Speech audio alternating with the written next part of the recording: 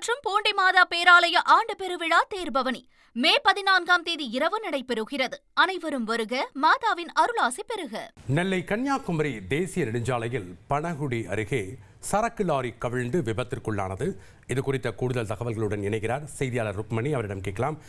வணக்கம் ருக்மணி, இந்த விபத்தினுடைய முழு விவரங்கள் என்ன? வணக்கம்.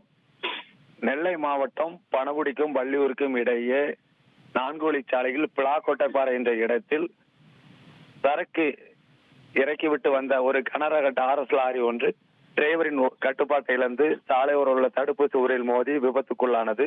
இச்சம்பவத்தில் லாரி தலகுப்புற கவிழ்ந்து விபத்துக்குள்ளான சம்பவத்தில் இடிபாடுகளில் சிக்கி அதன் ஓட்டுநர் தெற்குவள்ளியூரை சேர்ந்த சங்கர் என்பவரை அக்கம் பக்கத்தினர் மீட்டு சிகிச்சைக்காக நாகர்கோவில் ஆசாரிப்பள்ளம் அரசு ஆஸ்பத்திரிக்கு அனுப்பி வைத்தனர்.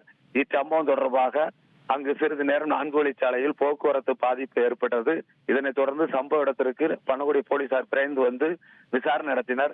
விசாரணையில் முதல் கட்ட விசாரணையில் நெல்லை மாவட்டம் கோட்டைக்குரங்குளம் பகுதியில் இருந்து கருங்கல்களை ஏற்றிக்கொண்டு கேரளாவிற்கு சென்று இறக்கிவிட்டு திரும்பும் போது ஓட்டுநரின் கட்டுப்பாட்டை இழந்து இந்த விபத்து சம்பவம் நடந்திருப்பதாக தெரிவித்து வருகின்றனர்.